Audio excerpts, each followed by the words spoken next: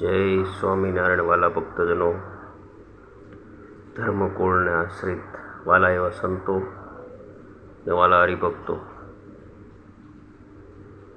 આજે વર્ષોથી આપણે એક જ વાત અને એક જ વાટ કે લાલજી મહારાજ એ શ્રીજી મહારાજનું અપર સ્વરૂપ છે. વાલા ભક્તજનો,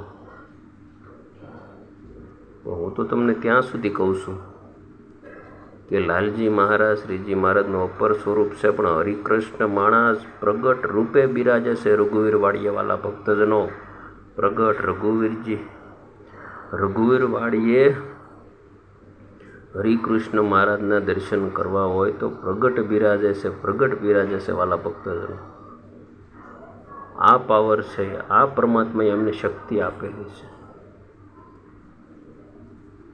તો હવે આપણે એનું શરણું મૂકીને બીજે જાહું તો કલ્યાણ થાય.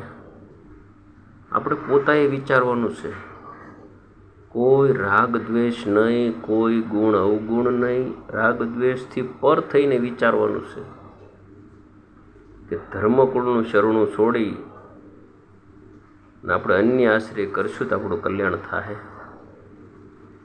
આપણા હૃદયને પૂછવાનું છે, આપણા આત્માને પૂછવાનું છે, આપણે બીજા કોઈને જ પૂછવાનું. શાંત ચિત્તે આંખ વીંચીને વિચાર કરીએ કે ધર્મકુળનું શરણું આપણેથી છૂટી જાય તો આપણું કલ્યાણ થાય. અને હું તો 35 વર્ષથી અમારા ગુરુજી પાસેથી સાંભળતો આવ્યો છું કે આ ધર્મકુળ છે શ્રીજી મહારાજનું અપર સ્વરૂપ છે. કહેતા લાલજી મહારાજ સ્વયં હરિકૃષ્ણ મહારાજના રૂપમાં પ્રગટ વિચરણ કરે છે. આ મહિમા 35 વર્ષ સાંભળ્યો અને હવે આપણને એમ કહે કે એમાં કે દેશકાળ પ્રમાણે આપણે કરવું પડે તો પછી હવે આપણે એની વાત મનાય?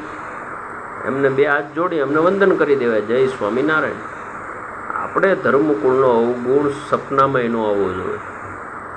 હાલો ભક્તજનો, તો કલ્યાણના સાચા અધિકારી છે. કેવળ વાતો કરે નહીં થાય, હકીકત સ્વીકારવી પડશે. અને હકીકત સ્વીકારીશું ત્યારે સુખ થાય અને ત્યારે આપણું કલ્યાણ થાય. એ ધર્મકુળ છે વાલા ભક્તજનો, એના શરણોમાં સાષ્ટાંગ દંડવત પ્રણામ કરીએ. એમની થાય એટલી સેવા કરીએ આપણાથી, પણ સ્વપ્નમાં પણ કુસેવા ન થાય એ કાળજી રાખજો હરિભક્તો. કારણ કે આજે બધે ફોજ વાંટા મારે ધર્મકુળની સેવામાંથી આપણને દૂર કરવા માટે. આ શા માટે એને કરવું પડે જ ભાઈ? ભગવાનને જો એની પાસે માનતા હોય ને એમને વિશ્વાસ હોય તો. અસ્તુ, ધન્યવાદ. આ વિડીયો ખૂબ શેર કરજો વાલા ભક્તજનો, આખા સત્સંગ સમાજની અંદર મોકલજો.